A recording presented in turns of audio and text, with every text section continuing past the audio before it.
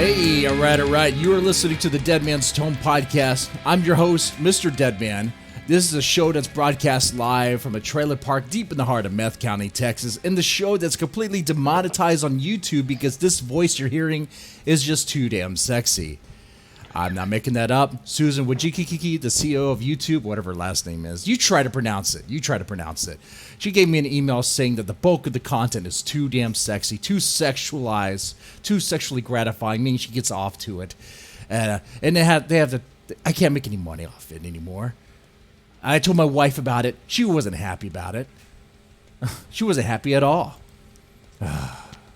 So because of that, there's no chance in hell I'm ever going to get monetized. But that's okay. I don't need that. Anyway, tonight's guest is D.A. Roberts. He is a writing machine. How many books do you have out there, Mr. Roberts? I've got, currently I have 16 in print. 16 in print? 16 yeah, it's about books. To be 17. I'll probably finish the next one, the first of a new series called Codename Wild Hunt. It should be finished probably this week, and then it'll be off to edits. Oh, look at that little humble brag right there. It's about to be 17. Look at that. I mean, okay. How long have you been writing? I started writing when I was a kid. I mean, I used to write short stories and had some poetry published, but my first major publication, being my first novel, was published in 2012. 2012. So like in 8 years, you got 17 books. Mm-hmm. Wow. That's pretty good. That's pretty good right there. Okay. I'm trying. For those who don't know who you are, I always start off with this question with all my guests. Who are you and what do you do? Oh, my name's D.A. Roberts. I was born on a farm just north of a little town called Lebanon, Missouri. It's about 50 miles north of where I lived. Currently, I live in Springfield, Missouri. I ex-military, Army, went into law enforcement a number of years ago. Between working private security, bouncing in clubs, working as a corrections officer, and later as a uniformed deputy and patrol officer. Okay. I've spent the better part of 20 years in uniform, one uniform or another. So most of my adult life I've been in law enforcement, and I've enjoyed every minute of it. I was 3.5 years on the riot team as the lead guy, the door kicker, the first one through the door, and I was the oldest guy on the team at the time too, and I really thoroughly enjoyed that. It was a lot of fun, but I've been writing, like I said, since I was a little kid. First major publication, which was the first book of my Ragnarok series, Ragnarok Rising: The Awakening, was released in July of 2012. And the Ragnarok books have gone through a little bit of changes over the years, but it's a 10-book series. All 10 of those are currently in print, available on Amazon and through my publisher, jellingtonashton.com, or you can find them on my website, which is daroberts.net. Okay. And you can find all of the books through there. And I've got the Apex Predator series. There's 2 books currently in that series. I have a standalone book called Lakeview Man, which is about a rogue Bigfoot that's attacking people.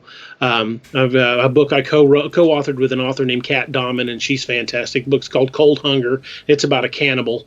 Nice. And then the new one that's about the new series that's about to start is called Codename Wild Hunt, and it's kind of Tom Clancy's Rainbow Six meets the X-Files. It's about a high-end special forces group that what they do is hunt cryptids. Oh, that's pretty cool. Especially the ones that attack people, like the dangerous ones, like Dogman or the Wendigo and things like that. That's pretty cool. I got to check out that book. Okay, now, first off, I got to say, even with the things going on here, the political climate, whatever the tensions on, I have a lot of respect for what you do, for your job right there. I think, and I know there's police brutality. That thing does happen. It's not as prevalent as people like to say it is. No, cops are not systematically gunning down people of color, black people. That's not happening. And what's happening now, you have people that are outright advocating for the death of police officers. So much so they promote it on Facebook. I saw this image on Facebook of I don't know who it was, but someone like slitting the throat of an officer, and that was allowed on Facebook. That was allowed on, Trump's little red triangle, whatever that was, looked like an Antifa symbol. That's not allowed. But you're going to allow an image of someone just beheading an officer like that. And people were outright running over cops, shooting cops. I saw a video of someone just telling this officer to get out of the area, and all the officer was doing was responding to a shooting in Atlanta, but because he's white, get out of here, cracker. You need to go home. Only black officers allowed. It's crazy. It's crazy right now. Officers getting the blue flu, a lot of people demoralized. It is a hard job. And I do have respect for that. And I say that as someone who's worked with law enforcement on the side. Social work. And let me tell you, as a social worker, social workers don't need to be going in without any sort of police around, because we don't have a means to protect ourselves or to protect anyone when shit goes down, That's a fact. I know a lot of social workers won't go to certain calls without an officer present, right? Because it's dangerous. People that seem to think that, we'll just won't have officers respond, we'll send social workers to respond to this call. You're going to get social workers killed. Yeah, because they go into a lot of, especially if a social worker's got to take a child from a dangerous home. Yeah, a CPS worker is going to have a cop. Quick. A CPS worker is going to have a cop behind him, because otherwise, maybe more than one. Yeah, because they might die if not. Hell, sometimes they might get shot at even with the police there. That would be a crazy scenario, but okay, it happens. Man. Okay. Now, I don't want to spend too much time with cops, but I just wanted to do that for you because I think it's something that needs to be said. There's a lot of confusion out there, a lot of anger, and I get it. Sure, Black lives matter, but Blue lives matter too. It matters. It all matters. But we can't just be going all crazy and just systematically killing officers because people are just angry. People are just upset. Yeah. It doesn't make any sense. But anyway, yeah, I do have respect for the badge right there. Not licking any boots, but I do have respect for it. Appreciate it. Thank you. All right, no problem. All right, now, I read your book. Not all of it, just part of it. Apex Predators. I thought it was amazing. What I read so far, I thought it was pretty good, pretty amazing. It starts off quick, gets you into the action. I think maybe that might be. I think as an officer, you've written a lot of reports. It might be that sort of thing. I don't know, but it's something about it where you cut out the needless details and you just get right to it. You get right to the action. Well, that's always been kind of my goal. Some books I've read over the years later turned out to be great books, just bogged down in the beginning and were hard for you to get involved in as a reader. And I wanted to go a different route than that. I wanted to draw the reader in as quickly as possible, and that's kind of my signature, so to speak. I start off pretty rapidly, and then I'll build the story. But I've got a lot of positive reviews. There are people that love my books. I'm just still trying to get my name out there. Well, it sounds like you're getting your name out there. I mean, what I've seen so far, just looking through on Amazon, it looks like your books have been pretty well rated. Just a few I looked at was like 4 stars, 5 stars, 4.5. Mm-hmm. I mean, so I imagine you're getting some good feedback. The ratings, the reviews I've been getting have been solid. Very rarely do I see anything posted that's not 4 or 5 star. And I'm hoping I can continue that trend. But being with a small publishing company and still, working to get my name out there, I've got a decent following, but I'm not in the real money following yet, if you know what I mean. And in the writing world, they refer to that as the tipping point. Mm-hmm. It's basically, I liken it to pushing a snowball up a hill. You don't know how long the hill is, but when you hit the crest of that hill, it's going to take off and the momentum will just gather on its own. I'm still pushing that snowball up the hill. I've got to reach that tipping point. That is the goal for a lot of us. That's the goal for a lot of us. At least the ones that haven't embraced the whole commie stuff. I know a few authors that I guess have just given up on any chance of making money at all. So they just embraced some commie stuff where I guess they don't want to make any money, I guess. But whatever. And hopefully one day you'll get there. So it sounds like right now you're making some money, maybe enough to I don't know if you drink beer. I do. I drink beer, smoke cigars, but maybe enough to something where you can celebrate, maybe get something you like. Yeah. Okay. I like a good beer. I like Scotch. I think I'm more of a Scotch guy than a beer guy, but I do love good cold Guinness. Oh, okay. But what type of Yeah, scotch? I'm a Guinness guy. What type of scotch do you drink? What I've got in my decanter is a 12-year-old Dalmore, which was a Oh, birthday okay. gift from last year, and I love it. But I've yet to really find a Scotch I didn't like. You know what's good? Each one's for different reasons, but I do like a good Scotch. So what you're making right now? Of course, you don't have to give us any numbers or anything like that. But what you're making right now, are you able to enjoy a Scotch that you earned from your writing? I could probably convince the wife to let me get a decent bottle once in a while. Look at that! Look at that! See, and that's what like. I mean, it's a hard thing to make money as a writer. It's hard. It takes a lot of work. But even the simple things like being able to buy a pack of cigars, a box of them, because they're not cheap, and you smoke that thing, you're like, man, I earned this. I earned this through my work. I did. Mm-hmm. It's just a little things. Anyway, so now, why? No, one thing with apex predators, why werewolves? Well, even as a kid, I had an affinity toward werewolf stories. I loved the werewolf movies, but I wanted to do something that was uniquely my own.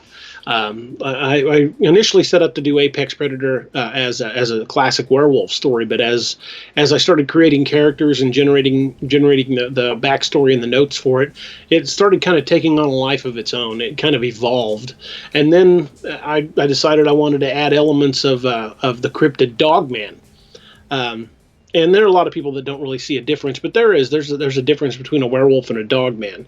But as I introduced characters, and the main character was Native American, and I started blending in elements of Native American mythology, the story just kind of took a life of its own and went off in a direction I wasn't even fully expecting.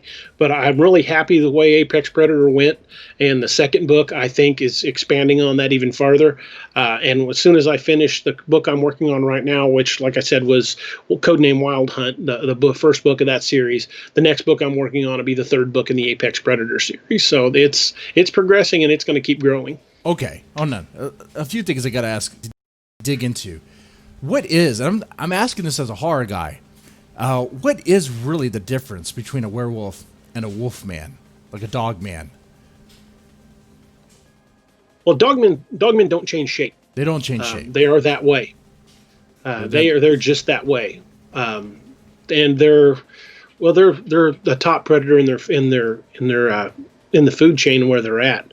Some of the Native American legends indicate that there have been ongoing feuds between Bigfoot and Dogmen. But the classic werewolf stories of a person that is cursed to become this creature, but the Dogmen are just that way. That's the way they are. That's the way they are. They don't transform at the full moon or anything. Right. Okay. Cool. And sightings I've read and encounters I've read about, the Dogmen tend to be bigger too. Your classic werewolf was basically like a human that changes into a wolf. They might kind of wind up being a little taller than they were, but Dogmen have been reported as high as 7, 8, 9 feet tall. I don't know, man. I would say the Dogmen are bigger. I've seen some werewolf movies, and when they transform, they look big and like. Have you seen the movie Dog Soldiers? Yes, that's a great movie. It is pretty good. Now, when the werewolves transform, is that a werewolf transformation, or is that like more like a dog man thing? Like that. I mean, I know it's a werewolf. Dog Soldiers, those are werewolves. I know they're werewolves, but they're pretty big and they're pretty tough looking. They are big, and they're very evil looking. So you're telling me that the dog men are even bigger than that? Yeah, and they don't change. They're 24/7. They're that. Oh shit. Which, by the way, that movie right there, I mean, that dog did not have to die. That sold me. That sold me that what was he? The commander, whatever. That motherfucker was pure evil. By the way, I do cuss on the show. I do apologize. I think I cussed earlier when I was talking about the police stuff. I just didn't catch it.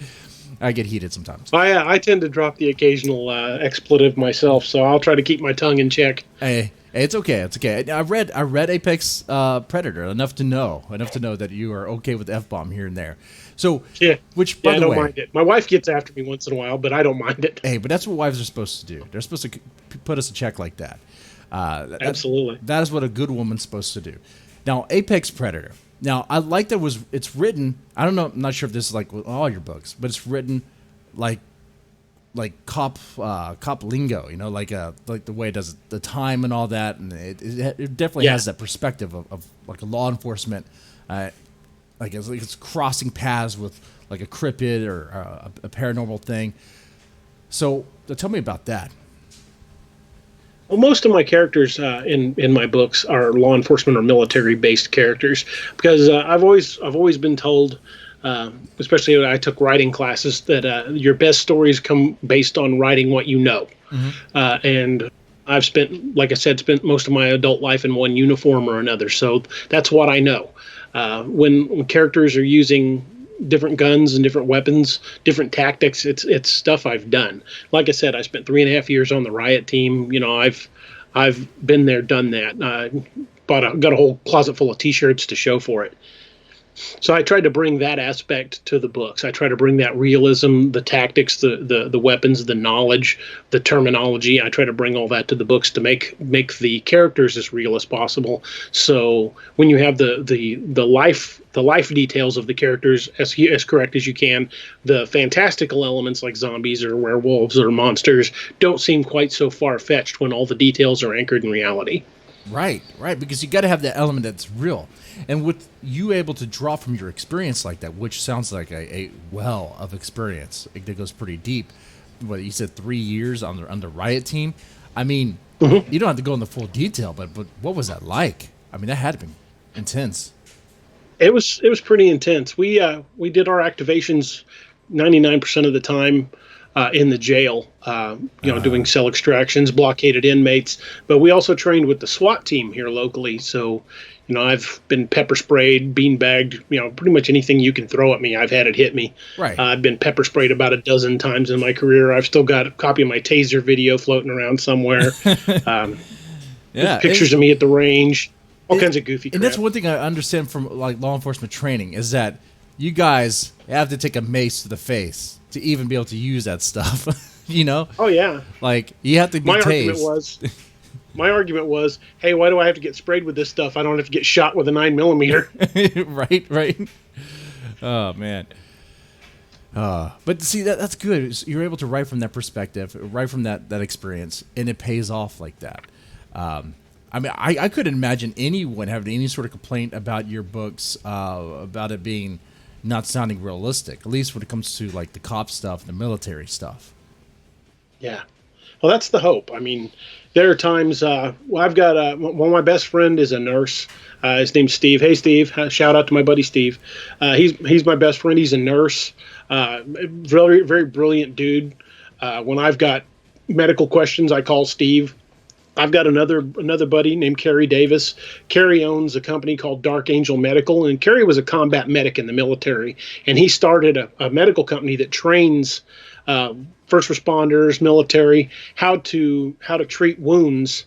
Because odds are good if you're treating a bullet wound, it's probably on you if you're in the middle of nowhere. Like when I was a deputy, there might be my closest backup might have been 30 minutes away. So odds are good if you're stopping a critical bleed, you're probably stopping it on yourself. Wait. Have you had to do that before? No, I've never been shot, thank God. I've got scars on my arm where I've super glued back together cuts. I was put in the hospital back in 2012 when a guy almost stomped my skull in. I've been in the hospital a couple of different times. I mean, I've had a couple of close calls. My wife, God bless her, she's gotten that phone call at midnight or so and said, hey, you might want to get up to the hospital. Doug's in the ER. She's gotten that call a couple times in my career, and I'm sure it weighed on her pretty heavily. I've always gone back. And that takes courage, man. That is real fucking courage, because that's a job. People say, "Oh, being a cop is super easy now. Crime rate is at the all-time low." Not anymore. It's not. Not really. But it's like that's a job where just on a routine traffic stop, you can have your life taken from you like that. Yeah, traffic stops and domestics are some of the most violent encounters. Mm-hmm. You just never know what's going to happen. And when you get out of your vehicle and approach a car, you'll see on TV shows, you'll see a lot of times that will touch the trunk of the car or the tail light of the car. Yeah. We're trained to do that. So if we get to the window and they shoot us and we drop, our fingerprints are on that vehicle and connects us to the car. That's why we're trained to do that.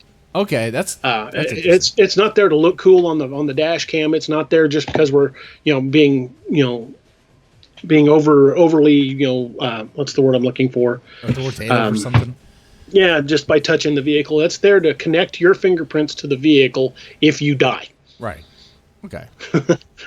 And it's kind of a I did not know a that. dark way to look at it, but that's what it's for. Well, I mean, you got to do that. That way, hopefully, you could catch the person. Yeah. And hopefully, they'll be convicted. At least, I mean, you'd hope so, unless something changes with the court system. Things are crazy right now, and I think you and I are both on the same page. This craziness needs to stop. I would totally agree, and it's out of hand. It's just completely out of hand. It is. But now, what I like about your stories is that you do get the police element, but of course, it does take you away because you see something that's crazy, like a werewolf, or in this case, a dog man. Now, in your job, have you ever encountered like a cryptid or anything that seemed kind of like a dog man? I've gone to a couple of calls where I never found anything, but just had a weird feeling the whole time I was at the call. But I've never seen anything. My chief, I work for a small department in a town called Walnut Grove, a little north of Springfield, and my chief and I were out one night, and we drove just outside the city limits, and there was a couple areas outside of town that were just absolutely creepy. But the Ozarks are just rich in all kinds of folklore and creepy stories. So there's hardly any place you can go in the Ozarks where you won't find something. I mean, it's a creepy place, especially at night, especially the deep woods. I've never been out there, but it sounds pretty cool. And well, think like you're in Texas. Think big thicket country. Okay. How dark and creepy those woods can be at night. Oh, they can be. They can be real creepy. It's like that around here in a lot of places. Oh, yeah. If there was a place for something to exist, it could exist there, Yeah, the big thickets got a lot of sightings in that area. That's something. I like cryptids. I do. I just wish I could get hands on like footage that doesn't look doctored or look like it was like, cooked up in Photoshop or something.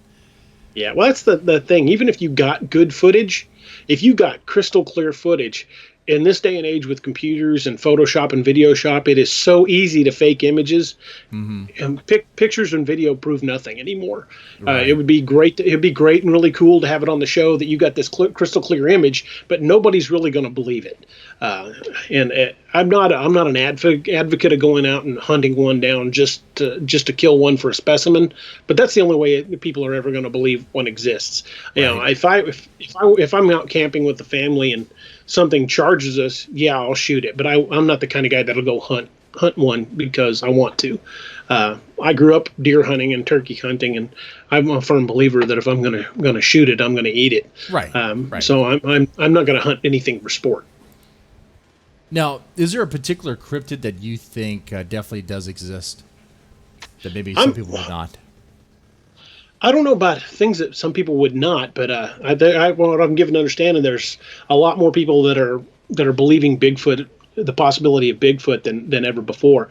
And I've been a huge follower of the Bigfoot stories and the Bigfoot sightings since I was a little kid. I've always been fascinated by it, and that's something I would love to do. Is while I've never seen one, I've had encounters in the woods that scared the crap out of me because I didn't know what it was and never saw it. So it's something I would like to see. I would love to see it too. If I could find some footage or see, I know just footage could be doctored. You never know, right? But it's like, and that's something that came up with that famous footage that looked like it was manufactured. Wasn't some guy in a suit The Bigfoot scene. You know what I'm talking about? The one with from the Patterson Gimlin footage. Yeah. The one from the 60s. Yeah. There's been a couple of people claim that they were the guy in the suit, but they've never been able to produce the suit, and they've never been able to duplicate the suit. I mean, they've had Hollywood special effects people look at that footage and say, given the technology of 1967, there was no way to fake that suit. So if there's a piece of evidence out there I'd give some credibility to, it'd be the Patterson Gimlin film. So the next question would be, where's Bigfoot hiding out at then? He's just hanging out in the woods, just like laying low. He's like, hey, I'm going to stay over here and mind my own business. Well, if you're a large predator and you've learned through years and years, because some of the sightings of Bigfoot date back to like Lewis and Clark, days long before anybody knew what a Bigfoot was. And if you'd learned that when I start coming around these people, they tend to shoot at me, I would say they would get very reclusive pretty fast. And if they don't want to be seen, they won't be. And if you look at the work of Missing 411 by David Paulides, he talks about so many thousands of people going missing in national parks. Mm-hmm. Maybe it's just the fact that, they're disappearing. I'd say, sure, some of them probably just get lost, but some of them are hunters and experienced hikers, experienced outdoorsmen that vanish without a trace. If you look at the Missing 411, some of that's pretty worrying. That armed people are vanishing without a trace. People that have hunted that section of woods for years and knew it like the back of their hand are vanishing without a trace. No. So it leads you to believe there's something out there. Sure. I mean, the people vanishing, especially hunters that know that area, that does leave some questions. Does raise some questions. Now, could it be possible that they were taken out by like a bear? I would say, that's a definite possibility. But bear encounters tend to be very, very messy.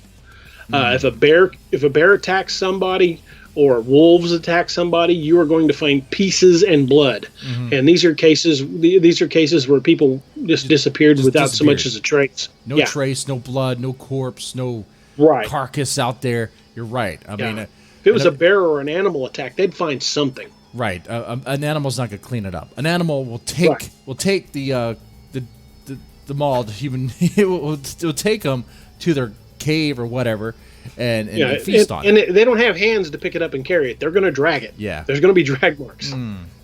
Yeah, I heard this crazy theory about Bigfoot. I don't know. When I heard it sounds so wild. I'm just going to say it. I heard that supposedly Bigfoot can teleport or something. I don't. There's a lot of theories out there. I'm not sure I buy into all of them. Right. Because some people, I believe if I remember correctly, the people refer to it as the woo or the woo stories where they attribute alien encounters with Bigfoot or the ability to move through dimensions or teleport. Dimensions. It was something crazy like that. I was like, what are we talking? Is there proof of this? It's like, okay. I would never go out on record and say, no, that's impossible. That's BS. I mean, I'm not going to say that because, God knows. I mean, who could be, God knows who's right. But I personally believe that if it's out there, it's an animal. And there's no other animal out there that can teleport or move through dimensions or anything like that. I just think it's a big animal. It might be closely related to humans at some genetic level. I mean, chimpanzees are 97% compatible. Right. I mean, they're genetically similar to humans. So this might be a relic population of humanoids left over from Neanderthal. They might be an offshoot of Gigantopithecus, but it's an animal. Right. I personally don't think that it's skipping dimensions or telepathically communicating with people. But I'm not going to say that couldn't happen. I'm not saying that people that think that are wrong. I'm an evidence guy. Mm-hmm. Because people have made claims about that and said they've experienced that. I'm not going to deny them and say no. You're making that up. I'm not going to call anyone say anyone is full of crap. But footprints are evidence. Hair samples are evidence. Mm-hmm. Scat as evidence. Visual sightings are evidence. Being a cop, I tend to look at the evidence, not what people think. So I tend to base my opinions based on things that are tangible. Right. And maybe I'm wrong. I could be 100% wrong. But I think, me personally, I think I'm leaning toward the side of it just being some sort of unknown primate. It's an animal, in my opinion. And it could be maybe that it just didn't have a mate, and maybe it did exist at one point in time, and maybe it doesn't exist now. I mean, that could be a theory. I mean, I don't think that's the case. I think there's a population of them out there, and they're good at staying hidden. Because if it was just one creature, like you said, it would have died out a long time ago. And it would have to be able to teleport to be in all the places it's seen. We're talking about a creature with a global range. There are Bigfoot types of creatures that are seen in Australia. There's types that are seen in Russia, in the Ural Mountains of Russia. They're in Siberia. He's a traveling man. That's what he is. He's going on a tour. He was going on. He's gone global. Yeah, he has a Harlem too in each place. He mates quite often. They like that Bigfoot. They like it when he comes to town. Okay, so, all right, let's talk. Let me not go too far away from your book, Apex Predator of Blood Moon. I guess I like to do a little tease for those that listen, without giving away too much of the book. What would be your pitch? Like, what is something that you tell someone like that we're on the fence to get it? To get the book? Yeah. Well, for the Apex Predator series, I would say, the back cover blurb is a good place to start. But I would tell people, imagine you work for a small department, a small sheriff's department, and you get the report of a homicide, and you arrive at the scene of the homicide, and it's a mess. I mean, body parts everywhere. People are saying this has got to be some sort of animal attack. Mm-hmm. But the more you investigate, the more you find this can't possibly be a normal animal. There is more to this than I see. More than this than what we realize. And the more he digs in, the more it starts hunting him back. Oh wow, that's cool. That's when you realize we're not dealing with a bear attack. We're not dealing with a wolf attack. We're dealing with a thinking predator that's used to being at the top of the food chain for good reason. It's an apex predator. Oh man! And how far does the Dogman go? I mean, is he like sniffing him out all the way back to his own home? He realizes pretty fast that it knows more than it should. It's tracking him. As much as he's tracking it, it's tracking him. And I don't want to give away too much. It's not like it shows up at his apartment, but it learns to evolve around his tactics and to watch what he does and react to it. It explains it in a lot more detail in the book, but he realizes that he's up against something that is far beyond any animal. And that sounds pretty cool. I like that intense hunt. The hunter's the one being hunted. I like that sort of thing. Exactly. It is a common. Of course, it is so you're always gonna get the people who's like, "Oh, that's a common trope." It's a common trope, but it's tried and true. It works every time. You have a solid character who's he's a solid hunter. He's good at what he does, and you pair him up with someone who's gonna really challenge him. I mean, that is you write a story like that. You do it well. You're going to get an audience. That's the hope. By the way, the cover of this book looks pretty awesome. I like that. Well, the cover was done by an artist named Michael Fisher. Everybody calls him Fish. And if you're listening, Fish, big shout out to you. He's an incredible artist. He does a great job. You can find him on Facebook, but he also writes his own novels as well. You can find his books on Amazon and through J. Ellington Ashton Press as well. But he's just an incredibly talented author, and he's done an amazing job on my book covers. Now, is he the artist for all your book covers? All the ones that are currently in print through J. Ellington Ashton, yes. Okay, and let's talk about that real fast. So, now J. Ellington Ashton. Now, is that your publishing company? Is that a different publishing company? It's owned by Kat Dahman, and she's an author as well. She's a fantastic author. She owns the company, and I started out just being a contracted author, and shortly after I signed on with them, maybe 6 or 8 months after I'd signed on with them, unexpectedly the CEO of the company stepped down. He had some family issues, and he stepped down and had to walk away. Okay. And I was not expecting it, but Kat offered me the position, so I took that, and I've been doing that on the side as well for the last year and a half, almost 2 years. And it's been a lot of fun. It's been a learning experience, learning the inside of the publishing industry while I'm writing. Okay. And they're a small like an indie publisher? Yeah, they're a small press. They don't have the distribution of like Tor, Bantam, or any of the big companies, but we're growing and increasing our readership. So hopefully, we'll be a name to know in the next few years. We in some circles we're already fairly well known, but we're still building that audience and working to get our name even farther out there. Well, that is a hard job to do. That is a lot of the work. That's most of it. Trying to get your brand out there. Get it out there. Exactly. Shoot, sometimes that's a lot harder than writing. Writing the story is the easy part. Writing the story is the easy part. Editing is the easy part. Getting the covers is the easy part. The hard part is the marketing and the strategies behind it and all that. It's like, okay, what am I doing here? But all right, so what?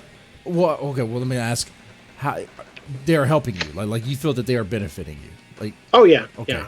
Okay. They've gotten my name in places where it probably wouldn't have gotten before. They've opened some doors for me. It's really been a good experience being with JEA, and I hope it's a relationship I continue to enjoy for years to come. Okay.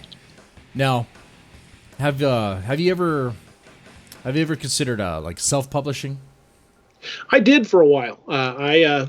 I originally started out with a small publishing company out of California back in 2012, and we had some differences of opinions.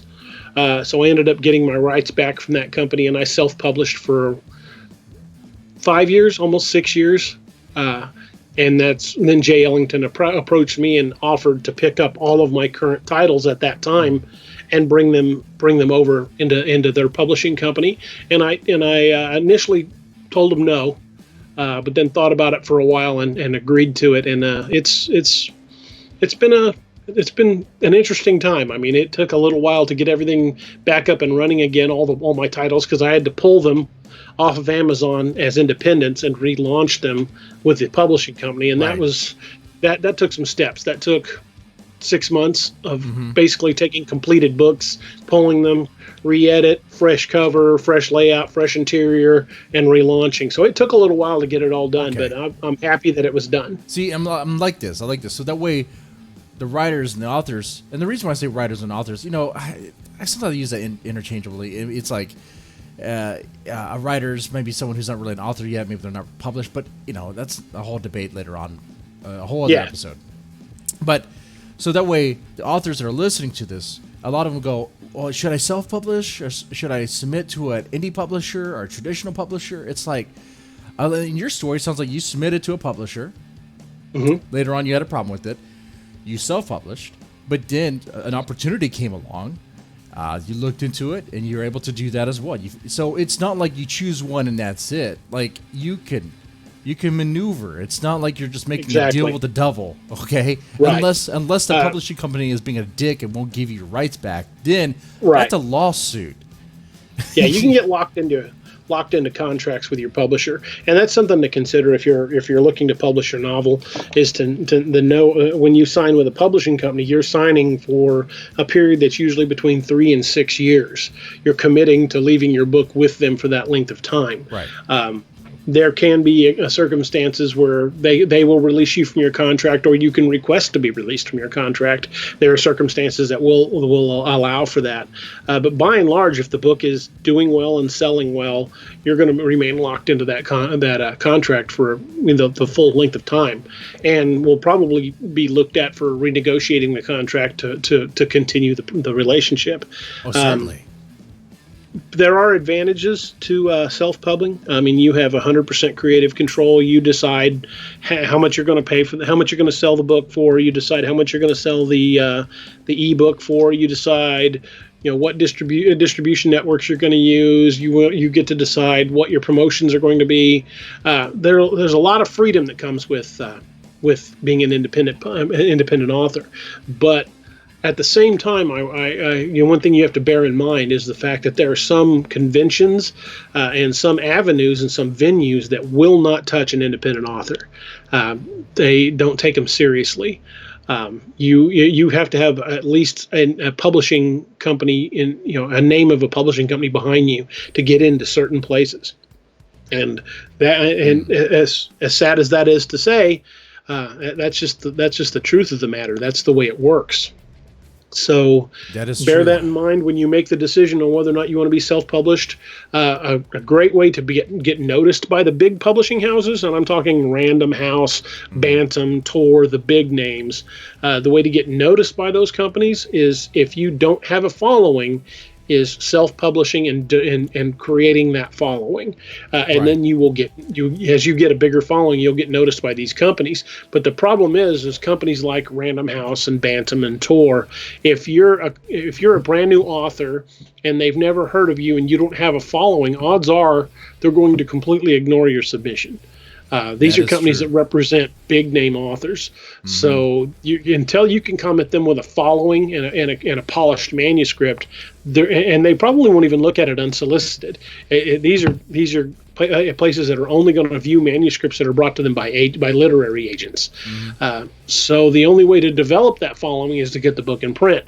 But the only way to get the book in print is either self-publish or go with a smaller publishing company. I don't know anybody that just pins a manuscript and goes to Random House and says, "Hey, publish this," and they go, "Oh, all right, this is awesome," and then the clouds part and the sun comes down and money rains down from the skies. It just doesn't work that way. Maybe back in the day, I don't know. Maybe it might have worked that way, but I read an interview one time, and I believe it was Stephen King that said it took him 20 years to become an overnight success. So you've got to put in. It doesn't matter who you are. You've got to put in. You've got to put in that legwork. You've got to put in you got to pay your dues. Mm-hmm. You've got to do the work to polish your craft enough to get noticed and to be able to write well enough to sell the kind of quantities that these big publishing companies are going to look for. Right. And the way the market runs today, self-publishing people can make a lot of money. For example, Hugh Howey he's what they call a Kindle millionaire. He was self-published, and he's completely self-published. He's, as far as I know, never signed with any publishing company, but because of the way he writes, because he's a very talented writer, and his talent for marketing himself, he's made a fortune just publishing through Amazon. And that's a very viable route. It can happen if you do the work, and Hugh definitely did the work. Mm-hmm. And I think that's where we're all at, really. Yeah, but the self-pub. I was just going to add to it. There are quite a bit of stories like that. I even want to call them success mm-hmm. stories where they got a following. They managed to get a following through self-publishing, mm-hmm. and because of that, the traditional publishers or other bigger publishers treated them much more seriously because they're a business. They want to make money. I mean, right. Publishing companies are in the business of making money. Right. And and it's a business, and anybody that gets their feelings hurt because they get a rejection letter, you're then maybe submitting to the big publishing companies is probably not for you because you're probably going to get quite a few of them. Mm-hmm. I don't even think I've got a big enough following to really get noticed by any of the big boys, and I've been working at it for years. Have I got a ways to go? I'm sure. And I've got soon to be 17 books out. I'm hoping that's that the other thing. 17 books in what was it, 8 years? That is mm-hmm. that is momentum, my friend. That is momentum. How do you keep that up? Like, what is your writing schedule? I try to write as much as I can when I can. And I've been last couple months, 3 months actually, I've been off with a back injury, so I've been writing a lot. But before that, I wrote on my days off. I wrote on my lunch breaks. I wrote, just when I could grab a few minutes to write.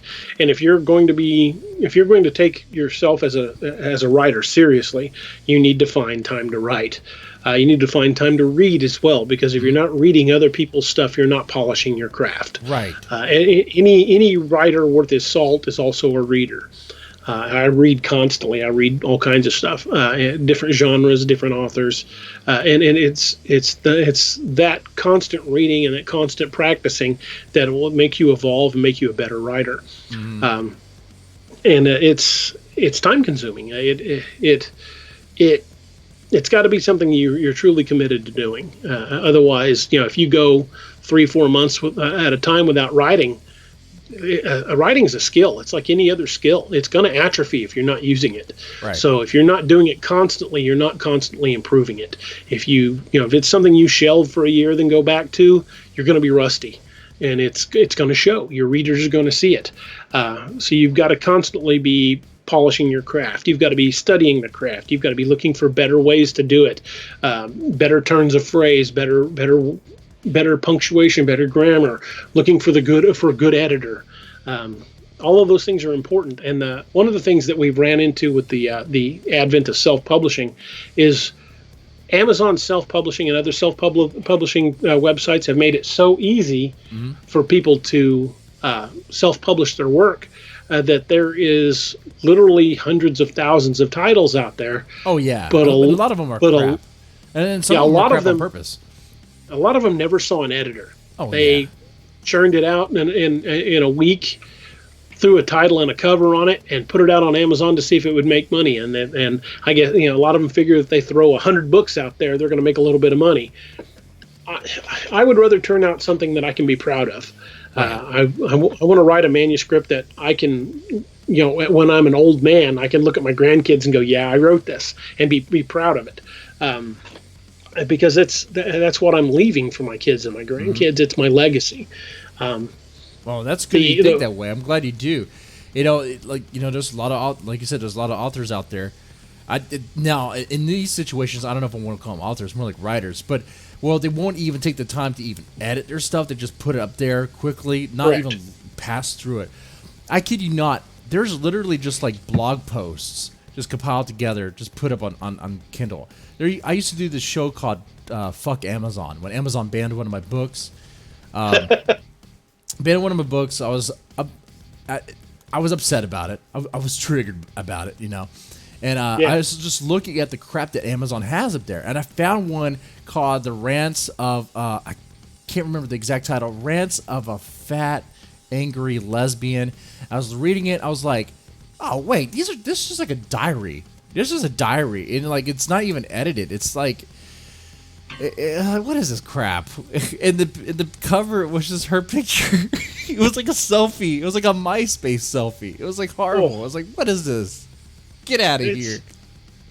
It's kind of astounding, everything that's out there. And even if you're with a small publisher, you're going to be up against that, because anybody can go on Amazon and put in the word zombie, and they're going to get 11,000 books come back at them. Yeah. And most of them are going to be like what you said. They poorly edited, if edited at all. Big fat angry lesbian zombie. I'm sorry. Yeah, you've got to get noticed amongst that. So not only does your writing have to be on point, your editing has to be spot on. Your covers need to be good. There's a lot more to it than just slapping some words in a word processing program and uploading it to Amazon. There is. If you're truly wanting to be successful as an author, you've got to put the time in. You've got to polish your craft. You've got to have a well-edited story. You've got to have a good cover. You've got to know how to market. And to me, that's the worst part. I can handle the editing. I can handle, helping get the layouts done. I can handle all the nuts and bolts of the actual writing. It's the marketing that kills me, and I'm terrible at it. Oh, I'll be the first one to admit that.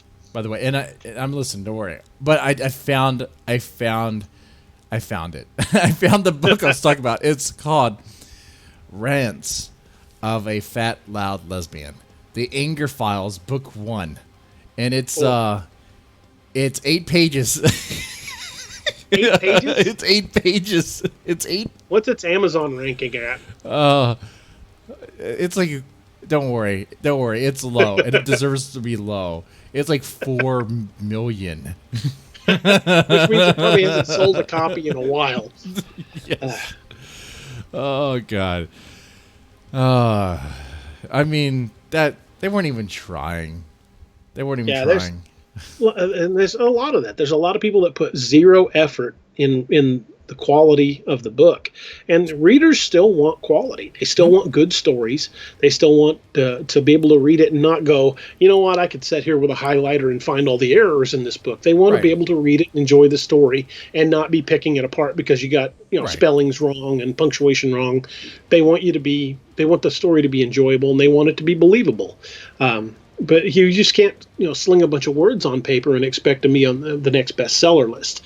And there was a time when that actually motivated me, that I thought, if I could get on this bestseller list, or I can make that bestseller list, then that would make my career. And anymore, I don't care. I don't care about making any kind of bestseller list, because to me, that's just stroking your ego. Mm-hmm. I don't need awards. To me, the best awards I can get are when people stop me and say, I read this book and I loved it.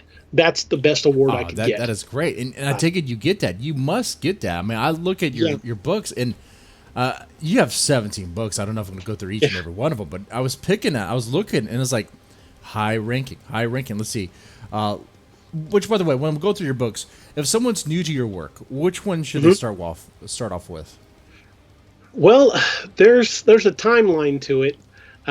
But my first book is the first series is the Ragnarok Rising saga, and it's where I took elements of Norse mythology and blended it with a zombie apocalypse. I wanted something that was unique. I wanted something that was my own, because every version of the zombie apocalypse has been done in one form or another, and probably been done to death. I wanted something that was different. So by blending elements of Norse mythology into the zombie apocalypse, I've really, I had one review said that I'd created a subgenre of the zombie genre, which made me feel really good. But I kind of see what they mean by that, because it's not like other zombie books, and I think that's what kind of sets mine apart, is the fact that not only did I blend elements of Norse mythology, it's told from a first responder's point of view. And I think if you started out with the Ragnarok books, I'd hook you. I think I could get you hooked and make you want to read the rest of them. I imagine so. I haven't read these books, just looking at the cover, it looks like, does it span like time? Like, it looks like there's like, I don't know. I'm looking. I don't know. Are the military books, are they related to that at all? Are they the new ones that are coming out? That's kind of a long story. I have linking elements all across all of my books. Okay. And there's very strong indication that they all happen in the same universe. I just won't say what order yet. But I will tell you that the Apex Predator books happen actually before the Ragnarok Rising books. But the Ragnarok Rising books will get you more on the path. They'll introduce you to my style. Oh, cool. And I think at that point you'll know the characters and you'll know the big players, and I think you'll really enjoy the ride.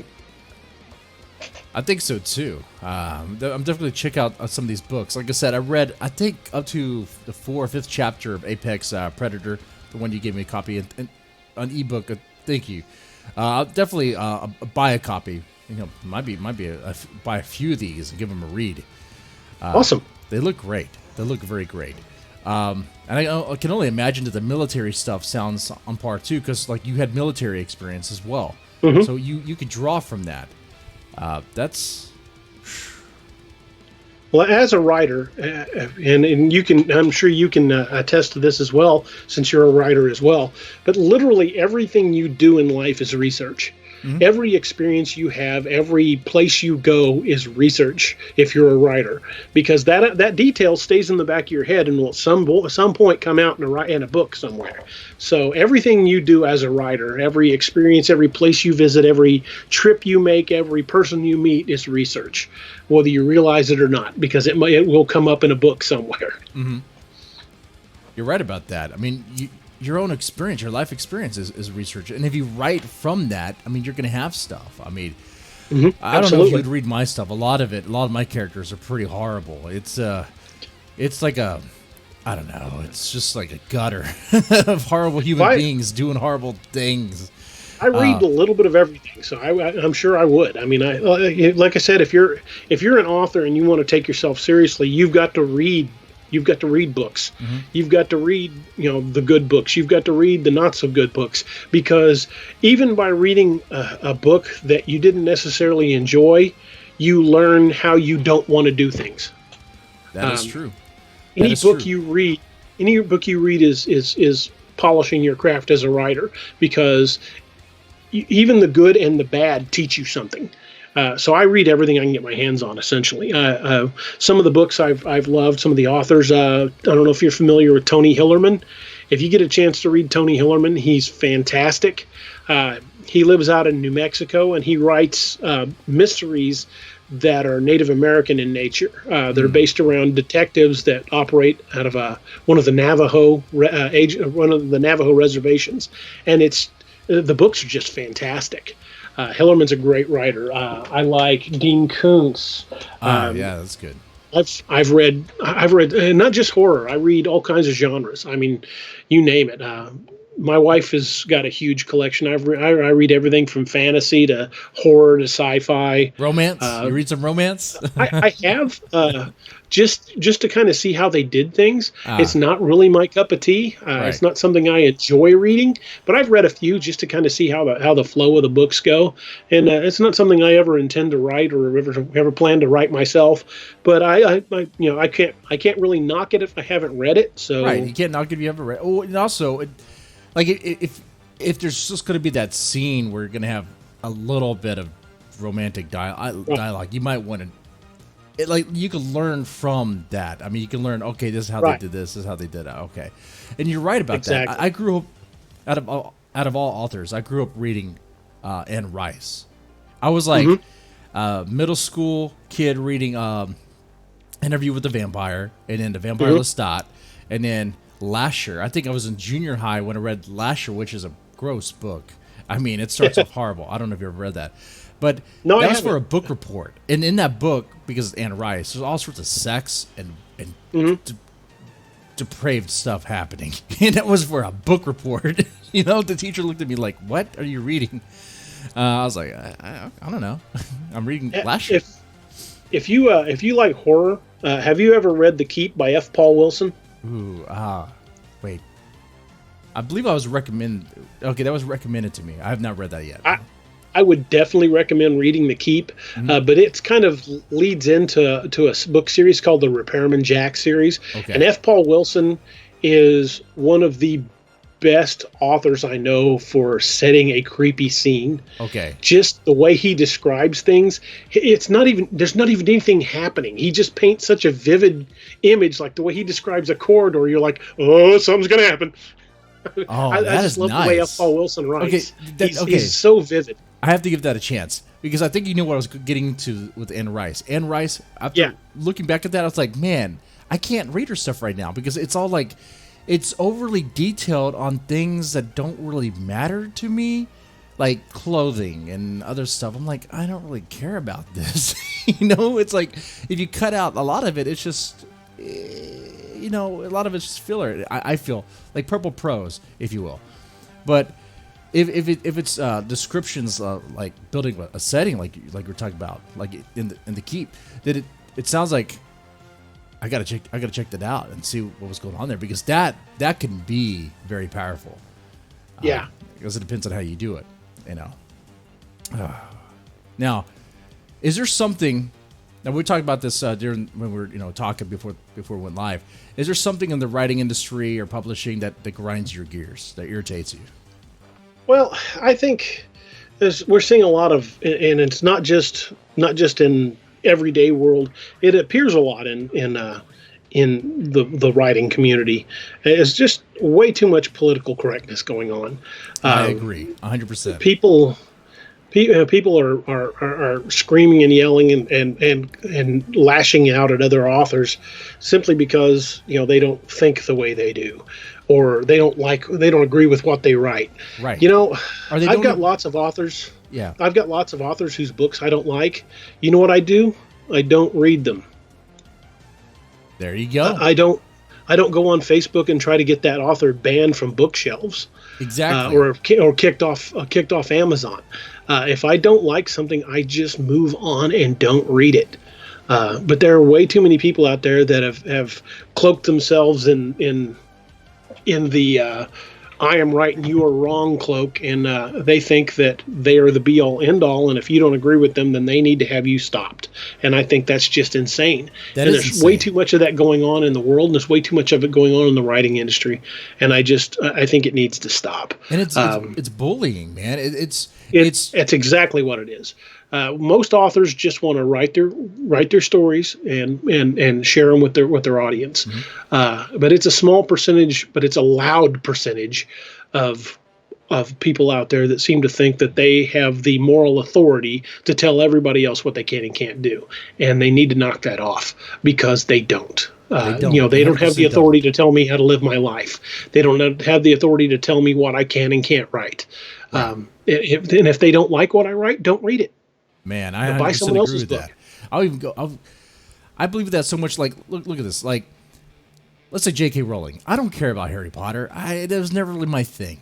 The movies, whatever. That's more my wife's thing. You know, J.K. Rowling, sure, fine. She's a good writer, I guess. I mean, I've read a part of Harry Potter, but she just keeps on saying Harry Potter, Harry Potter, Harry Potter. It's like, I get it. I got the name, man. I got the name. Yeah. It's like the prose I didn't care for, but she is she's doing really well. You can't argue against that. You know, she's really well known. But people want to take her down because of her opinions over women and over, I guess, trans women or whatever. She believes that a biological woman is a woman, and if you're not a biological woman, then you're not a woman. And you know what? You don't have to agree with her. That's fine. Right. But even if you don't agree with her, it doesn't give you the right to just go after her and try to like deplatform her or get her books banned or whatever. And that's what these people do. See, I'm a conservative leading guy, you know, I don't think that's a secret anymore, but like, I'm not going to go after books or material I don't care for, try to get them removed. But you get that a lot on the other side. You do. And it's crazy to me that these people, because you think a different way, because you have a different opinion, because they justify going after you. They think, oh, you are the enemy. Oh, you're an ignorant, whatever. So they justify going after you, tar and feather. And the reason I'm bringing J.K. Rowling is because there'll be people that will justify what's happening to her, which is like I said, I don't care about J.K. Rowling. I don't know her as a person. Her work was never mine. But I will defend this. I will defend that. Like, her books have a place to stay. And if you don't like what she says as a person, fine. Then don't read her stuff anymore. Don't read her stuff. That's fine. Mm-hmm. Okay. And you know, I don't have a problem with people expressing their opinion. If you want to, all be outraged on Twitter or Facebook, be like, oh, she's a horrible person, whatever. Fine, do that. But the moment you take it to like bombarding her reviews or trying to get her removed and all that, you are taken to a whole other level. And that's just too far, you know. Exactly. And I think it's sad that people have reached that point where they think that that's okay, because it's really not. I mean, that's just bullying. I don't have to agree with somebody on every single subject out there to get along with them. I know lots of people who their personal views or political views are very different than my own, but we're still friends because we're adults and we can have an adult conversation. But you know, it's the way I've always looked at my writing is I want people to read the books and enjoy the books and remember the writing. I'm secondary. I'm not really a factor in the equation. They don't need to like me. They don't even need to know me as long as they like the books, because it's about telling stories. And that's what writing is. And that's what too many people have gotten away from and forgotten. It's not about the author. It's not about what I think or my political agenda or how I believe. It's about my stories. And the best stories enthrall us. The best stories make us feel like we're part of the action. They make us feel like we're part of the characters' lives. And that's the takeaway. That's what I want people to remember my books for. Not because, I was a cop, or not because, I did this or that or the other. I want people to remember the books, not necessarily me. That is a good point. That is a good, solid point right there. Now, I know we're kind of over on time. One question I always ask all my guests, though, is, do you have a favorite horror movie, and what is it? Ooh, that would be a tough one. There's so many horror movies. By the way, I also had a question in the love. chat that I want to bring up, too. Just Okay. But let's do horror movie first. I think probably one of my earliest experiences in horror is still one of my favorites. Even though it was 2 movies and a series, a short-lived TV series, but that will always be my go-to. So if I had to pick my favorite in horror, I would say Darren McGavin's portrayal of Carl Kolchak from the Kolchak the Night Stalker, because there were 2 movies, a small series. Those were just the best. That's what made me want to be a horror writer in the first place. Oh man, that is a good one. Oh wow, this is actually, I think, the first time I heard that movie be mentioned. You know, usually it's like Alien or those are great Exorcist. movies. You know, but when I think horror, my earliest recollections of loving the horror genre come from the Kolchak the Night Stalker, the 2 movies, The Night Stalker and The Night Strangler, and then the TV series. I think there was 14 or 15 episodes. Darren McGavin is Carl Kolchak, and if you haven't seen those, by all means, find those and check them out. They are just, if the special effects don't hold up well because it was the early and mid 70s. The special effects are cheesy as hell by our modern standards, but the writing was so good. And they did so much on a shoestring budget. Some of those episodes were just absolutely creepy on no budget. But the writing holds out well. And, and Darren McGavin's portrayal was just fantastic. Anymore with modern movies, it's like I don't even know if they even care about the writing. You know, sometimes it's all about the special effects. Right. Okay, now the question for the chat was, because we mentioned Dean Koontz, Koontz, and Timothy Olson asked, Dean Koontz, is he as good as King? In some ways, I think Koontz is better than King, and then in some aspects, I think King is better than Koontz. They each have their strengths. But if I had to pick one of the 2, I would probably read Koontz over King. I like Stephen King. I think he's a great writer, a very prolific writer, but I think I just get a little bit more enjoyment out of Dean Koontz books in general. Now, pound for pound, I don't think you can put any of Dean R. Koontz books up against Salem's Lot, because that's just, to me, one of the icons of horror. But book against, when you take library versus library, I'm going to go with Koontz. Yeah, I mean, Dean Koontz, I think his books go deeper in a way. Like, they seem more I think they're more grounded. I think so. Yeah, some of the King books have lost me at certain points, but I'm not going to take anything away from the man. He's a very talented writer. He's earned it. He's a very prolific and very talented writer. But I think if you took library versus library, I like Koontz better than King. Yeah, I'll just say that they're both really good authors.